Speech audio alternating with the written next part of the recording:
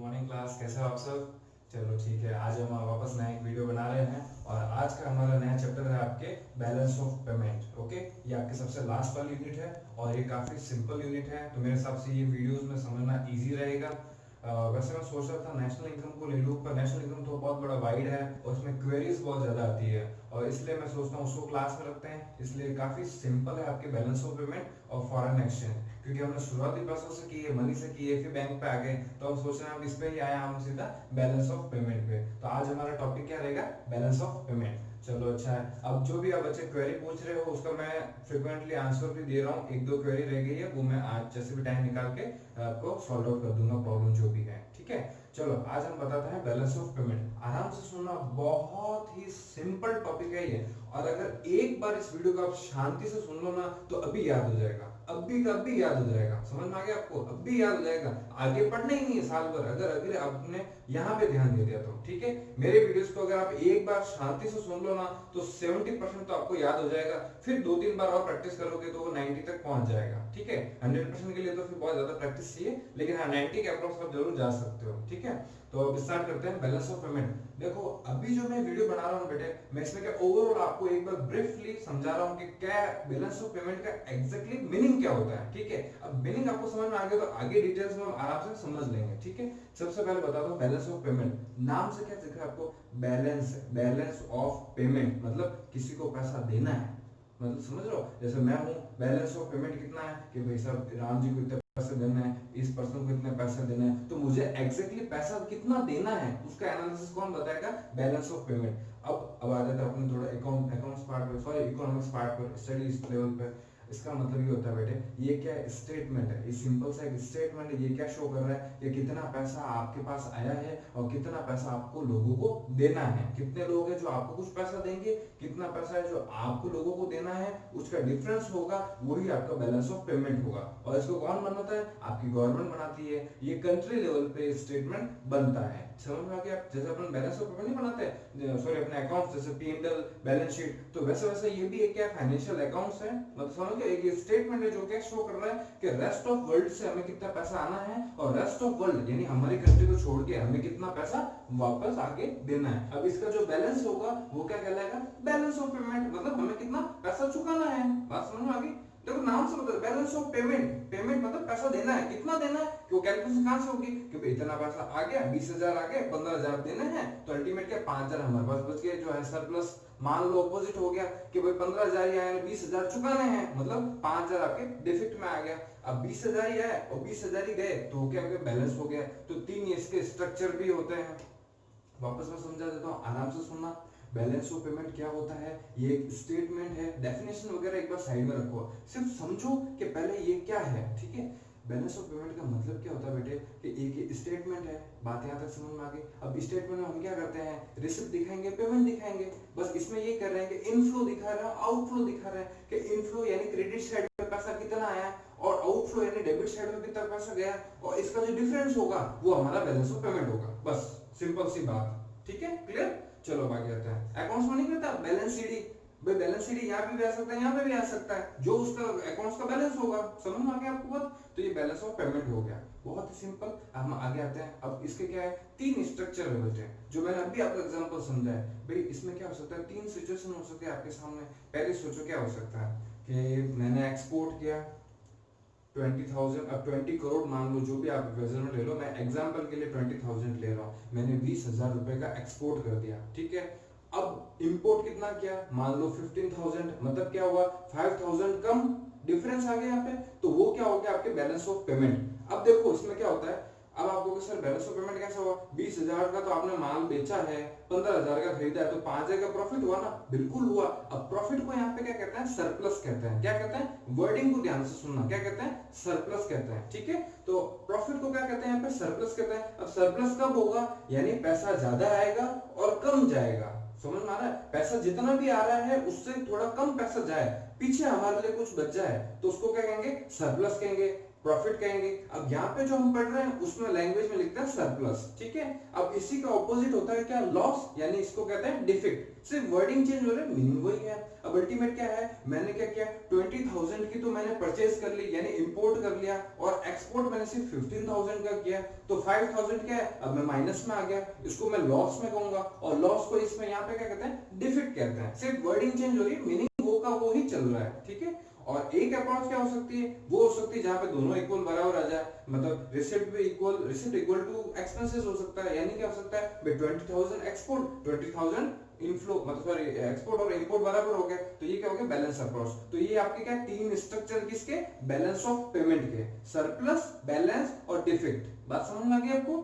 चलो ठीक है, अभी तक मैंने आपको क्या बताया, बैलेंस ऑफ पेमेंट बता दिया, ये एक स्टेटमेंट होता है, क्या रिकॉर्ड करता है, inflow outflow of economic transactions, ठीक है, जो रेस्ट ऑफ वर्ल्ड को हमें पैसा देना है या फिर पैसा लेना है, और उसका जो बैलेंस होगा वो क्या कहलाएगा, बैलेंस ऑफ पेमेंट कहलाएगा, ठीक है। और इसके मैंने आपको तीन सिचुएशन बता दी, सरप्लस हो सकता है, डिफिक्ट हो सकता है और बैलेंस हो सकता है। यहाँ तक क्लियर हो गया, ठीक है। चलो आगे चलते हैं। अब इसमें मैं बताता हूँ कि बैलेंस ऑफ पेमेंट क्या क्या ट्रांजैक्शंस नोट करता है, इसके अंदर कौन कौन से ट्रांजैक्शन आते हैं। तो देखो पहले, अब मैं इसको बॉर्डरली दो लेवल पे डिवाइड कर रहा हूँ, एक तो होता है करंट अकाउंट, एक होता है कैपिटल अकाउंट। क्या होता है, देखो जल्दी जल्दी बोलो वापस, करंट अकाउंट और कैपिटल अकाउंट। क्या बोलोगे, करंट अकाउंट और कैपिटल अकाउंट, ठीक है। अब बात करेंगे सबसे पहले करंट अकाउंट की। अब करंट अकाउंट के अंदर क्या आता है बेटे, सबसे पहले जो चीज हमें दिखती है उसको हम पहले लिखेंगे, यानी विजिबल आइटम्स। अब विजिबल आइटम्स क्या आता है, एक्सपोर्ट एंड इंपोर्ट, या फिर मैं इसको एक लाइन बोल दूं, ट्रेडिंग बोल दूं भाई, एक्सपोर्ट इंपोर्ट बार बार बोल रहे हैं, अच्छा मैं ट्रेडिंग बोल दूं, तो बस ट्रेडिंग ऑफ इनविजिबल आइटम्स, बात तो वही है।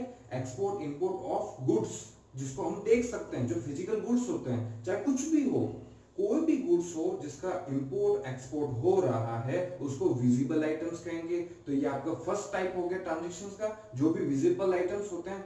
अब थोड़ा सा आप सेकंड पार्ट पे आ जाओ। फर्स्ट आइटम मैंने बता दिया, सेकंड आइटम हो रहा है trading of invisible items. Invisible items मतलब क्या होता है, सर्विसेज, टेक्नोलॉजीज, कोई भी फॉर्मूला, समझ रहे हो, जैसे साइंस वाले होते हैं, जैसे साइंटिस्ट होते हैं, ये क्या करते हैं कि भाई जैसे कोई भी टेक्नोलॉजी मंगवा दी, या एक प्रोडक्ट उसका सैंपलिंग मंगा दिया और उसको समझ लिया, वैसे 100 हमने अपने घर पे बना दिए, लेकिन एक हमने सैंपलिंग मंगा दी, एक टेक्नोलॉजी बना दी कि भाई कोई भी चीज, कोई भी मशीनरी बनती कैसे है वो बता दो, समझ में आ गया। तो कोई भी सर्विसेज है, जैसे हम किसी को कंसल्टेंसी सर्विस ले रहे हैं एक्सपर्ट की, जैसे मान लो कि आप बहुत बड़ा प्लांट लगा रहे हो और उसको इंस्टॉल करने के लिए मशीन का, अब हमें तो नॉलेज नहीं कि मशीन को इंस्टॉल कैसे करते हैं, तो अगले से हमने क्या ली, कंसल्टेंसी सर्विसेज ले ली, समझ में आ रहा है। या कोई भी प्रॉब्लम आ गई टेक्निकल से एक्सपर्ट, अब हर समय तो हमें एक्सपर्ट की जरूरत नहीं है, लेकिन जब चाहिए तब हम उससे सर्विस ले सकते हैं, और इंडिया वाले भी बाहर देते हैं वर्ल्ड को, समझ में आ गई बात। तो अल्टीमेट यहाँ पे सर्विसेज की बात चल रही है। अब सर्विसेज को आप देख सकते हो क्या, नहीं, लेकिन वो होती है ना,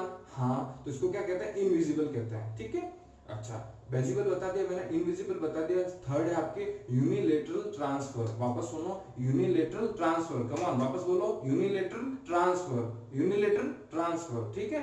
अब इसका मतलब क्या होता है, ये वन साइडेड ट्रांसफर है। क्या है, वन साइडेड ट्रांसफर है। इसका मतलब क्या हो गया, जैसे गिफ्ट, भाई आपका गिफ्ट, जैसे कोई भी आपको गिफ्ट दे दे, गिफ्ट दे दे तो अल्टीमेट क्या, गिफ्ट का मतलब क्या होता है कि गिफ्ट का मीनिंग ये होता है कि आपने, मतलब सॉरी, आपको अगर कोई गिफ्ट मिल गया, ऐसा तो है नहीं कि जबरदस्ती मुझे उसके बदले में पैसे देने पड़ेंगे। क्या आपको कोई गिफ्ट देता है, उसके बदले में आप कुछ पैसे देते हो क्या उसको, नहीं, गिफ्ट दे दिया, आपने एक्सेप्ट कर लिया, बात समझ में आ गई। या उसके बदले पैसे नहीं दे, उसका कोई काम करोगे क्या, काम करोगे, वो एक आपकी ऑब्लिगेशन है, लेकिन आपके ऊपर कोई लायबिलिटी नहीं है कि अगले ने गिफ्ट दिया है तो आपको ये करना ही पड़ेगा, नहीं, समझ रहे हो। जैसे स्कॉलरशिप देती गवर्नमेंट, अब स्कॉलरशिप देती है, ऐसा नहीं है कि भाई स्कॉलरशिप दी तो आप मेरे बदले में ये काम करो, नहीं, वो वन साइडेड ट्रांजेक्शंस है। जैसे मान लो फॉरेन में अगर आपके कोई ब्रदर सिस्टर रिलेटिव हैं, वो बाय चांस गलती से, होता तो नहीं है, फिर गलती से अगर आपके अकाउंट में पैसे डाल देते हैं और आप तक आ गए, या किसी पर्सन के पास आ गए, जैसे कोई बच्चा है जो फॉरेन में यूएस चला गया, यूएस स्टूडेंट हो गया, अब वो अपने पेरेंट्स को जो पैसे भेज रहा है, तो पेरेंट्स वापस भेजेंगे उसको, नहीं भाई, हमने पढ़ा लिखा के तो बड़ा किया, अब तू वहां से कमा के तो हमें भेजेगा ही, तो वो क्या हो गया, यूनिलेटरल ट्रांसफर हो गया, बात समझ में आ गई आपको। तो इसको मतलब क्या था, वन साइडेड ट्रांसफर, मतलब उसके बदले में डायरेक्ट कोई लायबिलिटी आपके सर पे नहीं है कि इमीडिएट आपको उस पे कोई काम वाम नहीं करना, समझ में आ रहा है? उसको क्या कहते हैं, यूनिलेटरल ट्रांसफर। तो मैं वापस रिपीट कर रहा हूँ, आराम से सुनो। मैंने 3 टाइप के ट्रांजेक्शन बताए। पहला बताया है विजिबल आइटम्स यानी फिजिकल गुड्स, एक्सपोर्ट इंपोर्ट दोनों के ट्रांजेक्शन होंगे उसके अंदर। सेकंड बताया मैंने इनविजिबल आइटम्स, जिसमें आपके सर्विसेज और टेक्नोलॉजी आती है, ठीक है। और नेक्स्ट मैंने आपको बताया थर्ड है वो यूनिलेटरल ट्रांसफर। मतलब क्या हो गया इसका, यानी वन साइडेड ट्रांसफर। ये जो गिफ्ट है, डोनेशन है, स्कॉलरशिप है, ये वन साइडेड ट्रांसफर होते हैं, ठीक है। इस पे क्या होता है, आपके रिटर्न में कोई लायबिलिटी खड़ी नहीं होती है या कोई आपको रिस्पॉन्स देना जरूरी नहीं है इमीडिएट, समझ रहे हो? जैसे सैलरी का मतलब तो क्या होता है, 30 दिन आप काम करो उसके बाद मिलेगा, तो वो यूनिलेटरल ट्रांसफर नहीं, क्योंकि आप सर्विसेज दे रहे हो ना, बदले में पैसा मिल रहा है। पर यहाँ पे वो नहीं है, सिर्फ पैसा मिल गया और बस आप खुश हो जाओ, ठीक है। तो ये आपके 3 टाइप के ट्रांजेक्शन किसके अंदर आए, किसके अंदर आए, करंट अकाउंट के अंदर, क्योंकि अभी तक हम क्या पढ़ रहे हैं, करंट अकाउंट पढ़ रहे हैं, ठीक है। अब यहाँ पे आपका करंट अकाउंट का पोर्शन खत्म। चलो एक बार इसमें और मैं बताता हूँ, जो आपने फर्स्ट पढ़ा ना विजिबल आइटम्स और गुड्स है, उसको दूसरा नाम है बैलेंस ऑफ ट्रेड। क्या कहते हैं, बैलेंस ऑफ ट्रेड, बीओटी। अब इसका मतलब क्या होता है, इसका एक फॉर्मूला है, सुनो। विजिबल आइटम्स का एक्सपोर्ट माइनस इंपोर्ट, ठीक है। इसका डिफरेंस होता है बैलेंस ऑफ ट्रेड होता है ये। और एक चीज ध्यान रखना, balance of trade is a part of balance of payment, क्योंकि ये 3 पॉइंट्स आ किस में रहे, करंट अकाउंट में। करंट अकाउंट किस में आ रहा है, बैलेंस ऑफ पेमेंट में। तो बैलेंस ऑफ ट्रेड वो किसका पार्ट हो गया, बैलेंस ऑफ पेमेंट का। इसका एक छोटा सा क्वेश्चन आ जाता है, जैसे डिफरेंस का आ गया, इसमें 3 टाइप डिफरेंस लिख दो। तो अल्टीमेट क्या होता है कि इसके अंदर तो सिर्फ हम फिजिकल गुड्स ले रहे हैं और बैलेंस ऑफ पेमेंट में सारे ही ले रहे हैं। बात समझ में आ गई आपको? तो ये क्या, इसका एक पार्ट है। बस ये 2 डिफरेंस आप ध्यान रख लो, अभी के लिए इतने काफी है। तो मैंने अभी तक आपको क्या बता दिया, करंट अकाउंट बता दिया। अब पीछे कौन बचा, कैपिटल अकाउंट बचा। कैपिटल अकाउंट के अंदर क्या होता है बेटे, आराम से सुनना। अब यहाँ पे हम क्या लोन की बात कर रहे हैं, लोन की बात कर रहे हैं, समझ गया? मतलब लोन इसका 90% केस है। मतलब अल्टीमेट क्या हो गया, जैसे एमएनसी कंपनी ले लो, रिलायंस कंपनी ने क्या किया, बाहर की कोई भी कंपनी थी उससे कुछ पैसा ले लिया, मनी ले लिया, या उसको अगले को पैसा दे दिया। या फिर जो आपकी गवर्नमेंट है, चाहे सेंट्रल गवर्नमेंट है या स्टेट गवर्नमेंट है, उसने क्या किया, फॉरेन से कहीं से, फॉरेन गवर्नमेंट से, कहीं से भी, कोई भी जगह से, रेस्ट ऑफ वर्ल्ड से उन्होंने लोन लिया है या लोन दिया है। Short term, long term doesn't matter, किस टाइप का लोन है डजंट मैटर, जो भी terms and condition doesn't matter, but loan लिया है या दिया है। फर्स्ट मैंने क्या बताया आपको, कोई एमएनसी कंपनी, बड़ी बड़ी कंपनियां हैं जिनकी बाहर भी ट्रेडिंग होती है, इंडिया में भी ट्रेडिंग होती है, तो वो।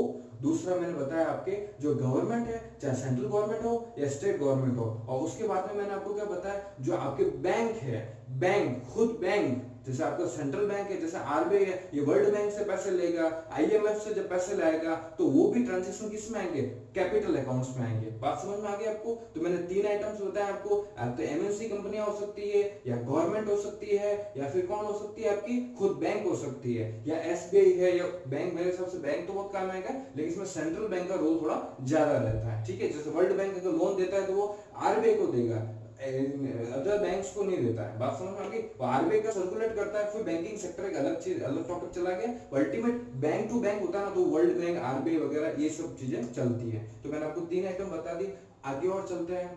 अब मैं आपको 2 आइटम और बता रहा हूँ इसमें। एक आता है आपके फॉरेन डायरेक्ट इन्वेस्टमेंट, इसको क्या बोलते हैं, एफडीआई। क्या कहते हैं, फॉरेन डायरेक्ट इन्वेस्टमेंट। देखो 2 बार वापस बोलो, फॉरेन डायरेक्ट इन्वेस्टमेंट। ये डायरेक्ट वर्ड आपको सुनाई दे रहा है? हाँ सर सुनाई दे रहा है। तो देखो अब इसको याद कर लो। फॉरेन डायरेक्ट इन्वेस्टमेंट का मतलब क्या है कि मैंने क्या किया, किसी कंपनी में 100 करोड़ रुपए इन्वेस्ट किए, कोई फॉरेनर, सर मेरे पास तो नहीं है, लेकिन किसी के पास भी हो, वो 100 करोड़ अगर कोई भी एक अमाउंट अगर कहीं पे डिपॉजिट करवा रहा है, तो उसका क्या होता है, जो भी उसने जिस कंपनी में शेयर लगाए हैं उसका डिसीजन में डायरेक्ट कंट्रोल होता है, उसके पास वोटिंग राइट्स होते हैं। बात समझ में आ रही है आपको? उसका डिसीजन में कोई ना कोई रोल होगा, डायरेक्ट कंट्रोल होगा, किसके, जिस भी कंपनी में उसने इन्वेस्टमेंट किया है उसको क्या कहता है, फॉरेन डायरेक्ट इन्वेस्टमेंट कहते हैं। बात समझ में आ गई? अल्टीमेट क्या हो रहा है इसमें कि मैं किसी भी कंपनी में जब पैसा लगा रहा हूं फॉरेन डायरेक्ट इन्वेस्टमेंट के थ्रू, तो मेरा उस कंपनी में जो इन्वेस्टमेंट है उस पे, डिसीजंस पे मेरा कंट्रोल होगा, कंट्रोल ऑन ओनरशिप। समझ में आ रहा है आपको? तो वो तो हो गया आपके फॉरेन डायरेक्ट इन्वेस्टमेंट। और एक होता है इसका जस्ट फैमिलियर, इसी का दूसरा part, portfolio investment. Portfolio investment क्या होता है, ये ऐसे लोग होते हैं जो क्या करते हैं, सिर्फ रेट ऑफ इंटरेस्ट देखते हैं कि हमें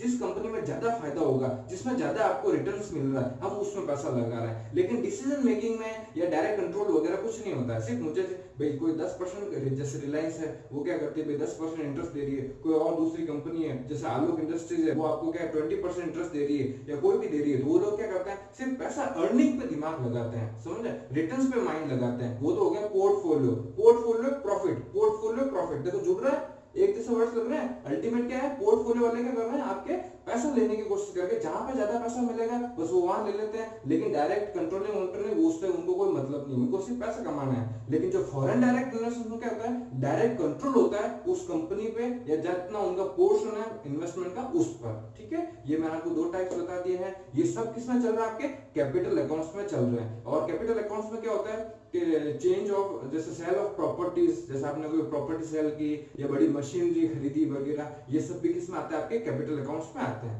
बात समझ में आ गई। मैंने आपको सबसे पहले क्या बताया, बैलेंस ऑफ पेमेंट बता दिया। उसके बाद में मैंने आपको बैलेंस ऑफ पेमेंट के बाद में बैलेंस ऑफ पेमेंट जो ट्रांजेक्शन आएंगे वो बता दिए हैं। स्ट्रक्चर बताया मैंने आपको, बैलेंस, डिफेक्ट और सरप्लस। उसके बाद में मैंने आपको करंट अकाउंट बताया और अब कैपिटल अकाउंट बताया। इतना सब मैंने आपको बता दिया है। अब इसको वीडियो को 2-3 बार आपको देखना है। कोई भी क्वेरी हो मुझे सेंड करो, मैं इमीडिएटली जितना जल्दी हो सकता है मैं रिस्पॉन्स जरूर दूंगा आपको। ठीक है, और हाँ, होमवर्क बस यही है, जो मैं आपको बोल रहा हूँ उसको नोट डाउन करना है। इस वीडियो को 2-3 बार देखना है और जो जो मैंने बोला उसको फेयर नोटबुक में नोट डाउन करके फोटो पिक लेके मुझे सेंड करना है। ठीक है, okay, bye bye, till then, okay.